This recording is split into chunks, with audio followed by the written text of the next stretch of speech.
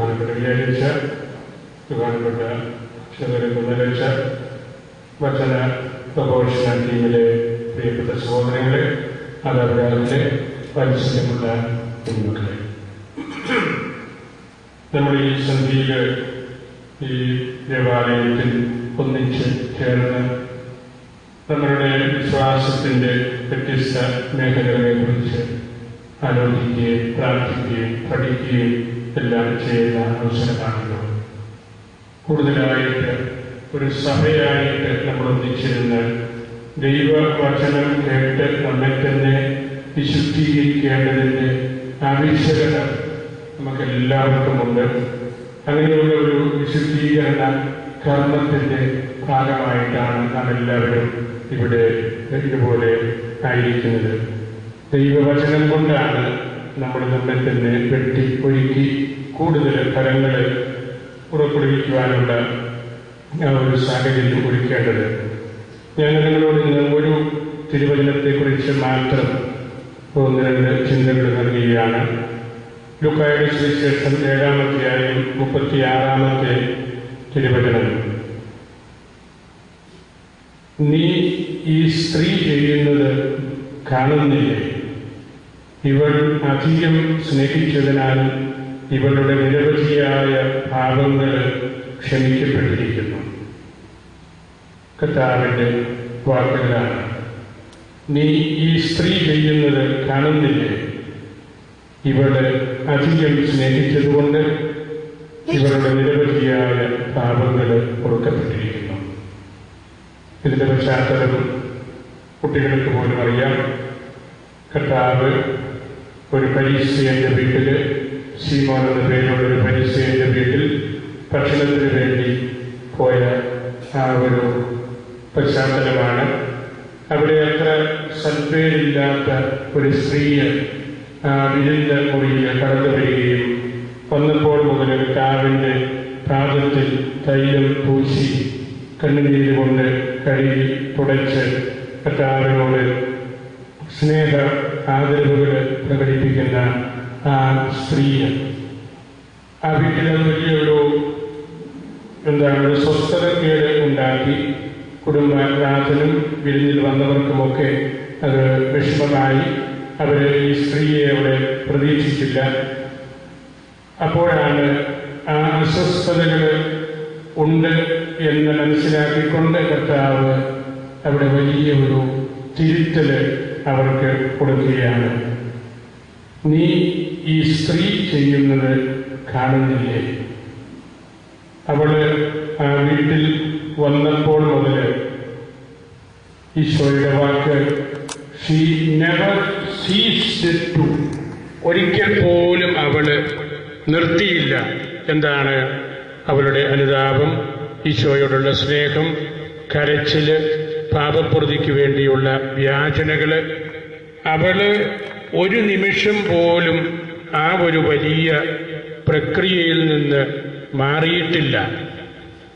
എന്നാൽ ഈ കുടുംബനാഥനോ വന്നപ്പോൾ ഈശോയെ സ്വീകരിച്ചു, ഒരു ഭക്ഷണം കൊടുത്ത് അങ്ങനെ ഒരു കീർത്തി നേടിയെടുക്കാം എന്ന ഒരു ചിന്തയിൽ ഒരു താഴം ഈശോയ്ക്ക് കൊടുക്കാം എന്ന് കരുതി അയാൾ ചെയ്ത ക്രമീകരണമാണ്. പക്ഷേ ഈ സ്ത്രീയെ ആധ്യാത്മിക പിതാക്കന്മാർ പറയുന്നത് ദൈവത്തിൻ്റെ ഈശോയുടെ മുമ്പിലേക്ക് അവളെ തന്നെ വലിച്ചെറിയുകയായിരുന്നു. പൊട്ടി കരഞ്ഞ് നിലവിളിച്ച് കർത്താവിൻ്റെ സ്നേഹത്തിലേക്ക് കടന്നു വരാൻ വേണ്ടി അവളെ തന്നെ വലിച്ചെറിഞ്ഞു എന്നാണ് സഭയുടെ പിതാക്കന്മാർ പറഞ്ഞിരിക്കുന്നത്. ആ അവളെ തന്നെയുള്ള ആ സമർപ്പണത്തിൽ ആഴമായ ഒരു കൺഫെഷൻ, കുമ്പസാരമുണ്ട്. ആ സ്ത്രീ നടത്തുന്ന കുമ്പസാരമാണത്.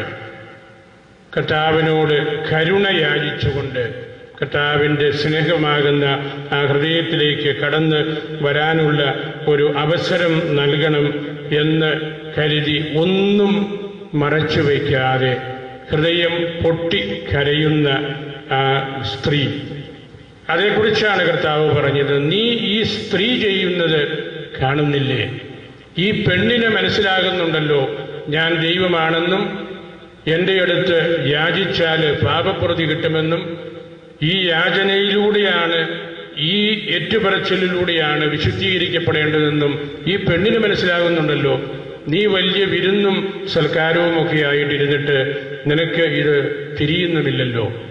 അതാണ് കർത്താവ് സുവിശേഷത്തിലൂടെ, തിരുവചനത്തിലൂടെ കൊടുക്കുന്നത്.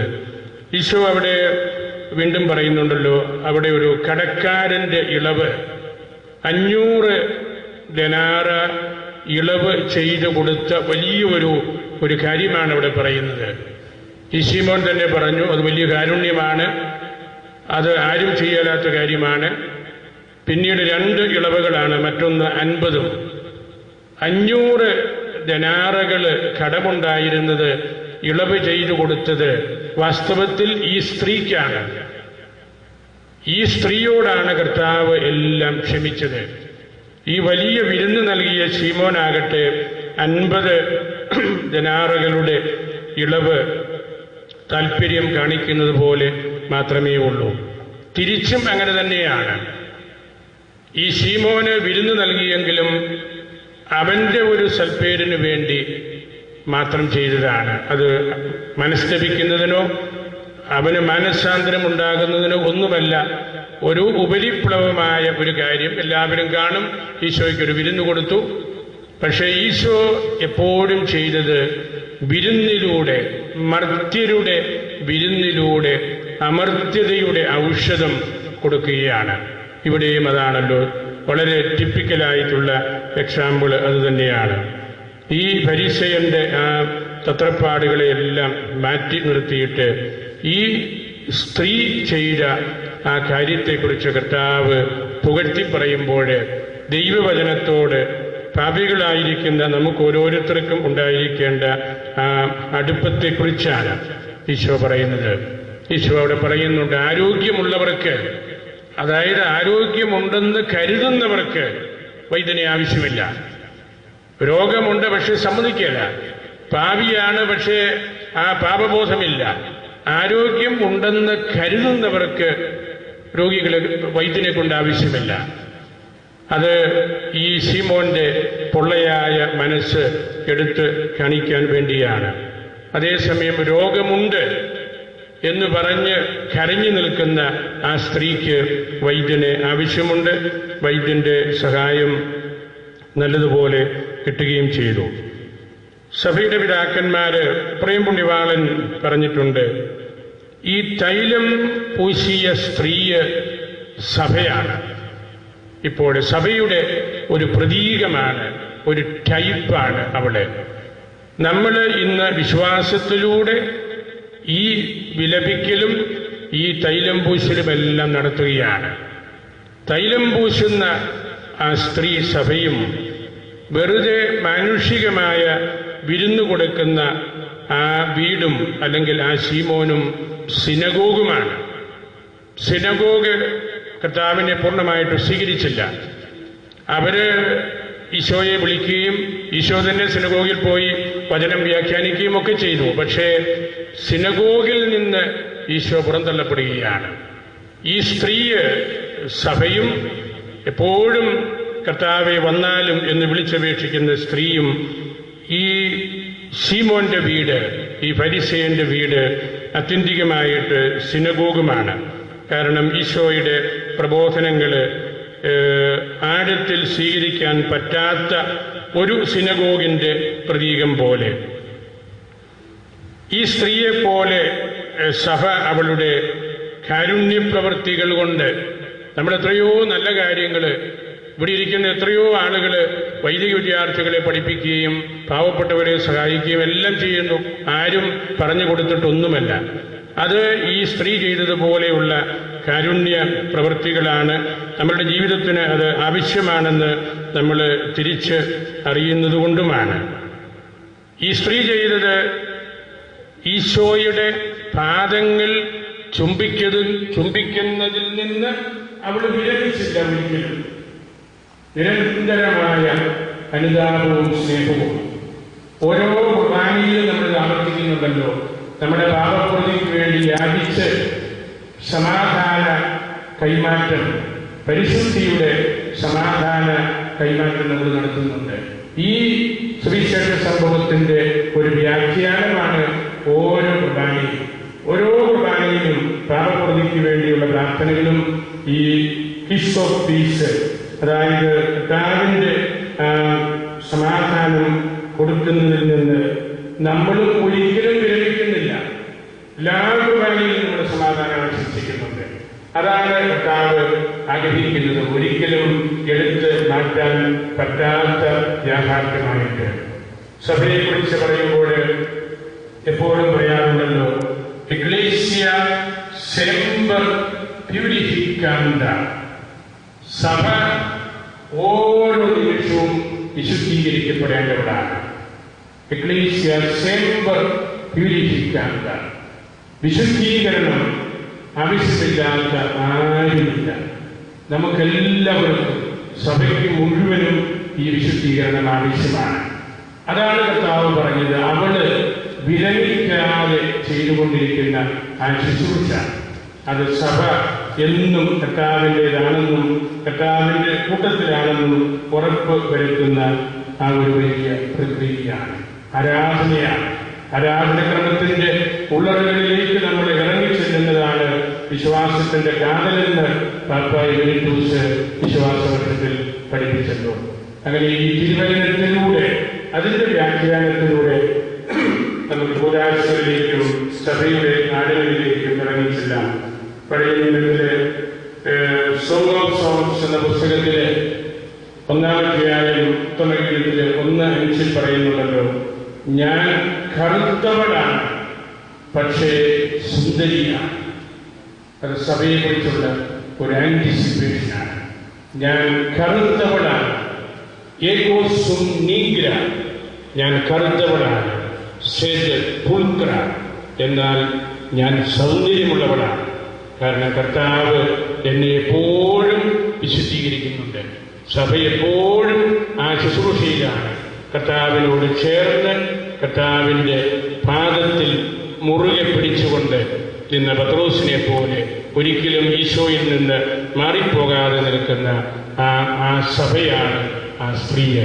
അതുകൊണ്ടാണ് ഈശോ പറഞ്ഞത്, ശീമോനെ, നീ ശ്രദ്ധിക്കേണ്ടത് ഈ സ്ത്രീയുടെ പ്രവൃത്തിയാണ്.